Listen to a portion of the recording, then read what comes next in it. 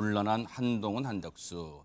어제 앞서 말씀드린 것처럼 밤새 개표 방송 보시면서 잠을 설치신 분들이 아마 많으실 거예요. 그런데 잠자리에 가장 기분이 안 좋게 잠들었을 사람이 누굴까요? 아마 이분 아닐까 싶습니다. 영상 만나보시고 이어가 보도록 하겠습니다. 국민의힘과 국민의 미래 87석에서 105석 예측 나왔습니다. 바로 이어서 민심의 뜻을 따르기 위한 정치를 하기 위해서 최선을 다했지만 출구조사 결과가 실망스럽습니다. 민심은 언제나 옳습니다. 그래서 저는 선거 결과에 대한 모든 책임을 지고 비상대책위원장직에서 물러납니다. 네, 앞으로 향후 계획 어떻게 되신지 궁금합니다. 특별한 계획을 갖고 있지는 않고 어디에서 뭘 하든 나라를 걱정하며 살겠습니다. 저는 제가 한 약속을 지키겠습니다. 위원장님, 이번 총선 결과에 대해서 대통령실과 공동 책임이 있나요? 제 책임입니다. 자, 저 때가 이제 어제 오후 6시 이제 본투표가 마감된과 동시에 지상파 3사의 출구조사 예측조사가 발표되고 나서 상당히 민주당의 선거 상황실과 국민의힘 선거 상황실 분위기가 극명하게 상반됐고 저 말을 하고 나서 한동훈 비대위원장은 한 10분 정도 뒤에 이 상황실을 떠났습니다. 그런데 사실 이제 오늘 이제 앞서도 얘기했습니다만 최진영 변호사님, 한동훈 비대위원장이 이제 물러나겠다. 오늘 아침 조간 상황만 봐도 계속 간다는 전망도 있었습니다만 결국 물러났어요. 혹시 이거는 예견하셨습니까? 어떻습니까?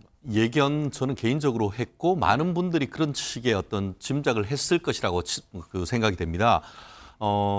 이분과 관련해서 김수환 추기경의 내 탓이오라는 얘기가 지금 딱 떠오르는데요. 네.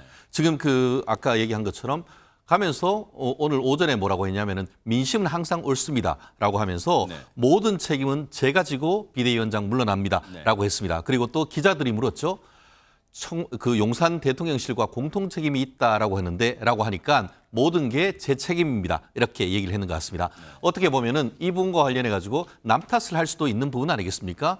내가 정말 열심히 했다. 100일 동안 내가 정말 뼈 빠지게 어떻게 보면 밥 한 번 못지 않고 그렇게 했다라고 할 수도 있었습니다만 네. 이 모든 것을 내가 책임을 지고 가겠다라고 했다는 점에서는 네. 어떻게 보면 정치인 한동훈으로서 이 선거에 대한 책임자로서 책임을 지겠다는 그런 결기를 보내는 것이고 다만 전체적으로 봤을 때 아까 말씀하신 것처럼 이 정도면 잘한 거 아니야? 한마디로 졌지만 나름 잘 싸운 것이 아니냐는 그런 게 상당히 중론입니다. 그런 상태에서 지금 책임을 져야 되느냐라는 의문이 있었습니다만 그럼에도 불구하고 2보 전진을 위한 1보 후퇴의 어떤 전략적 선택을 했다라고 저는 생각을 합니다. 결국 이 상황 속에서 어쨌든 간에 여당이 패배를 하고 야당이 절대적인 승리를 한 것에 대해서는 어쨌든 200석을 막았다라는 걸 가지고는 어떤 익스큐즈가 되지 않을 것 같습니다. 그렇기 네. 때문에 일단 본인이 책임을 지고 모든 책임을 자기가 책임지고 통감을 하고 물러남으로써 사실상 2보 전진을 위한 1보 후퇴의 전략적 선택 저는 그렇게 봅니다.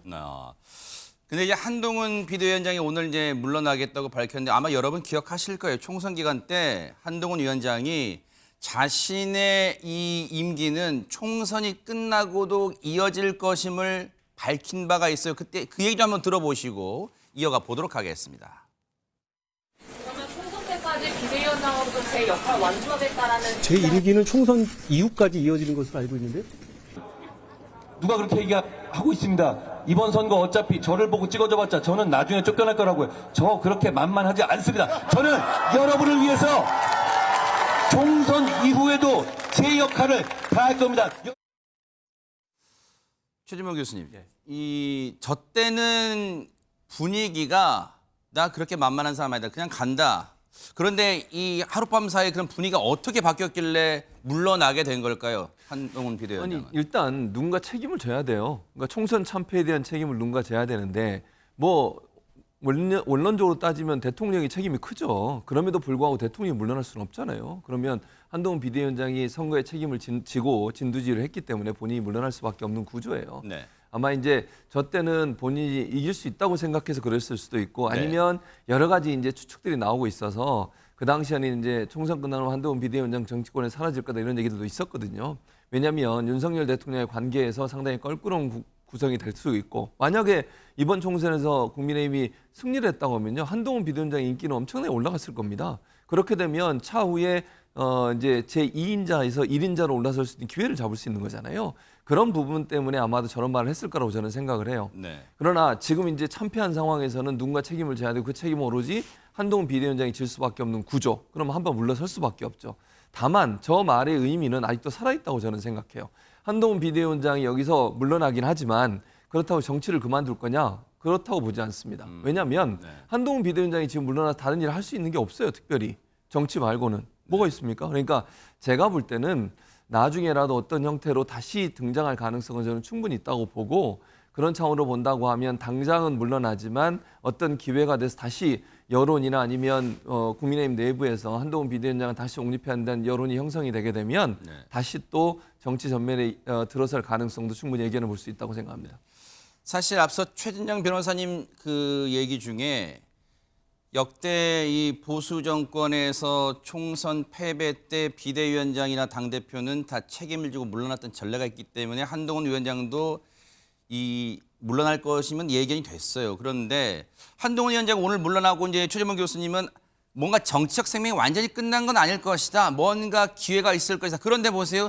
내일 일을 모르는 게 지금 국민의힘 상황이 됐어요. 과연 기억할 수 있을까요? 앞일을요? 네. 기약할 수 있다고 저는 생각합니다. 그래요? 네.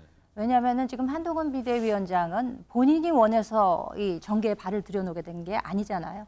지난번에 강서구청장 보궐선거 이후에 워낙 당이 어려운 국면에 처하다 보니까 사실 그 정치계에 등판하는 것은 기정사실화 되었으나 과연 언제 나올 것이냐에 대해서 많은 분들이 관심을 갖고 있지 않았습니까? 근데 이제 그때 때가 온 거죠. 그래서 연말에 비대위원장직에 나서면서 본인이 이야기하기를 본인은 온전히 소모되겠다. 나는 과실은 취하지는 않고 당을 위해서 헌신하겠다라고 얘기를 했어요. 그리고 그간에 보여온 행보를 보면 그 말에 대한 약속은 지킨 것으로 보입니다. 그러니까 결과에 상관없이. 네.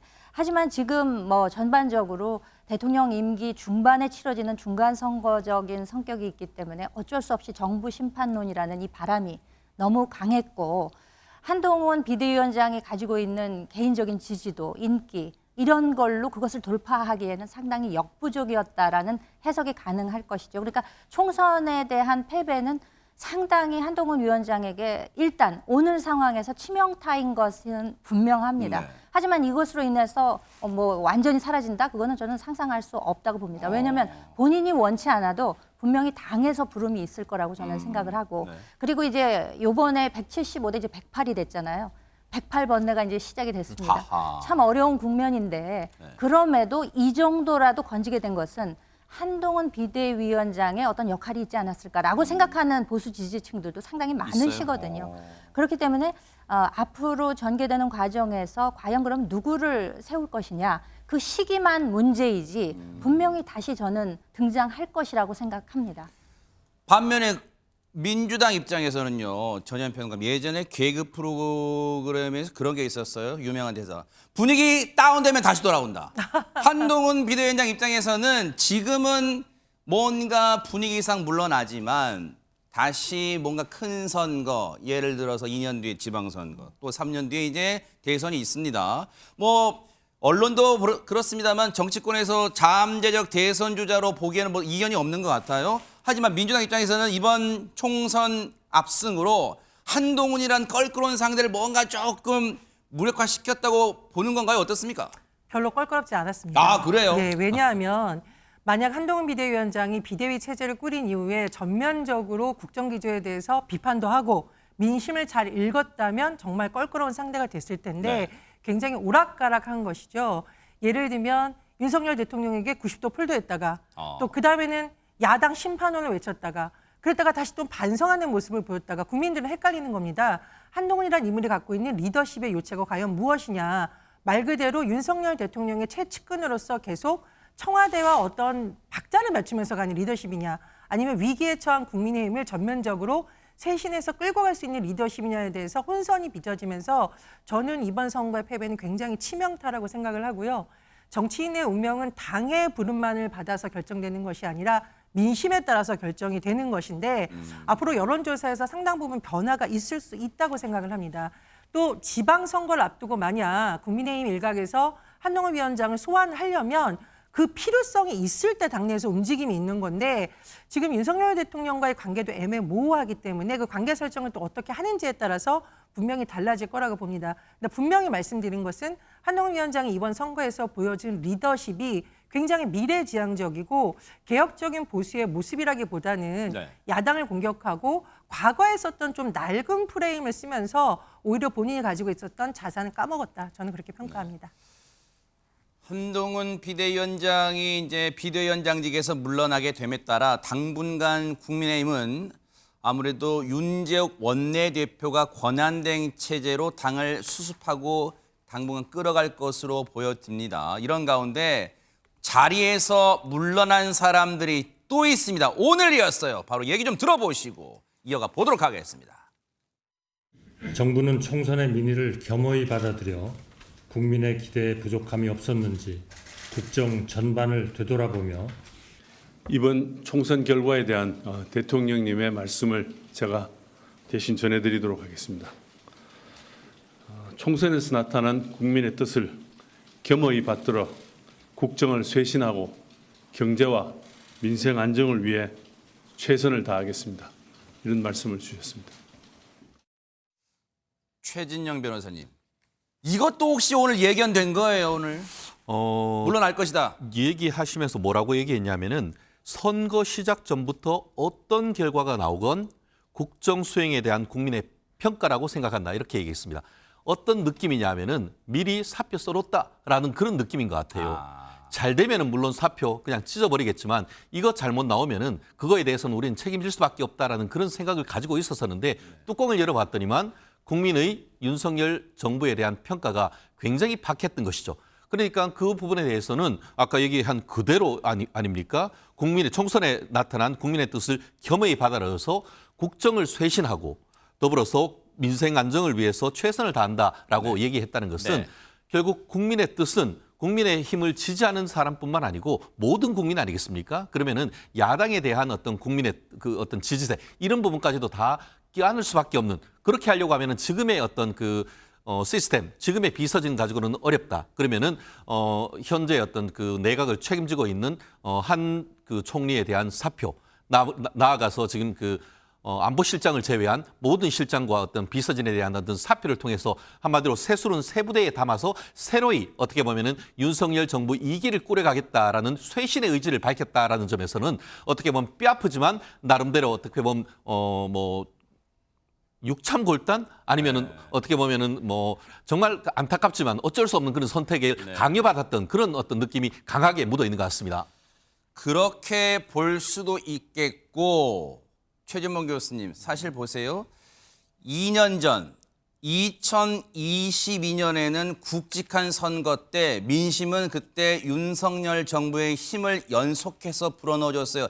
대선도 승리를 안겨줬고 3개월 뒤에 지방선거도 승리를 국민의힘이 안겨줬어요. 그런데 2년 만에 정반대의 이 선택을 민심은 한 거예요. 그런 점에서 보면 오늘 한덕수 총리를 비롯한 주요 이 보좌진들, 대통령 보좌진들이 사퇴 의사 표명한 거 혹시 뭐 만시지탄이라는 지적도 나올 수 있을까요? 어떻습니까? 당연히 그렇죠. 그러니까 한덕수 총리가 물러나는 건 대통령이 물러나야 되는데 대신 물러나는 거예요. 지금 그렇게 저는 보고요.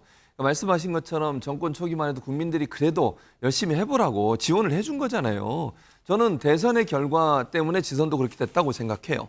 그러니까 대통령이 처음 취임했으니까 좀 열심히 잘해봐라 라는 의미에서 국민들이 그래도 힘을 실어줬다? 힘을 실어준 거죠. 근데 2년이 지난 이후에 지금의 상태를 보면 대통령이 국민에게 실망감 안겨줬어요. 무능함만 보여줬잖아요. 그러니까 국민들이 화가 난 거잖아요. 아니 2년이란 기간 동안 기회를 줬음에도 불구하고 대통령이 제대로 업무를 못하고 대통령실이 제대로 국정 운영을 못하는 부분 또 야당과 소통도 안 하고 불통의 정부의 이미지만 갖고 있고 이러다 보니까 국민들이 화가 나서 이번에 심판을 하신 거거든요.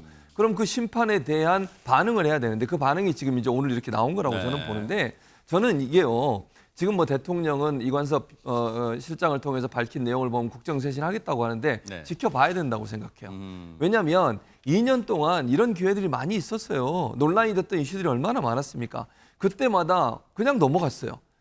그냥 넘어가고 뭐 국정쇄신 안 하고 야당 대표는 끝까지 안 만나고 다른 사람과 소통하는 일에는 극도로 잘 안 하시고 이런 부분들이 결국은 국민들에게 불만을 계속 쌓게 만드는 요소가 됐는데 네. 오늘 저렇게 얘기했지만 저게 실천될지는 차후에 지켜볼 일이다. 네. 대통령의 스타일상 그렇게 안 할 가능성도 있기 때문에 좀 더 지켜보면서 실천되는지 하는 부분을 봐야 되는 상황이라고 생각합니다. 지금 이제 아래 자막도 나옵니다만 윤 대통령의 이제 메시지가 총선에 나타난 국민의 뜻을 받들어 국정을 앞으로는 쇄신하겠다 했는데 김현주 평론가님 상황이 녹록지가 않은 게 어쨌든 원하건 원치 않건 윤석열 대통령 임기 5년 내내 거대 야당이라는 이 뭔가 이 조직과 이 세력과 앞으로 국정 운영을 계속하게 됐어요. 이 남아있는 과정이 만만치는 않습니다. 그렇죠. 쉽지 않죠. 네. 윤 대통령 입장에서는. 이제 이거 민주주의의 요체가 뭡니까? 입법, 사법, 행정이 서로 견제와 균형을 통해서 국민의 뜻을 받드는 거 아니겠습니까?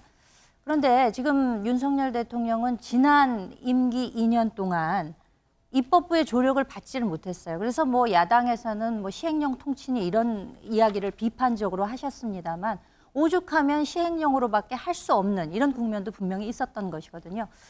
그런데 공교롭게도 요번에 딱 중간 지점에서 선거가 있었잖아요, 총선이. 이제 과거 정부들을 보게 되면 어떤 정부에서는 초기에 총선이 있거나 후기, 말기에 있거나 그랬는데 요번에는 딱 2년 지나고 3년이 남은 시점에서 선거가 있었기 때문에 어쩔 수 없이 이런 경우에는 중간 선거적인 성격, 그러니까 정권을 심판하는 성격이 들어갈 수밖에 없습니다.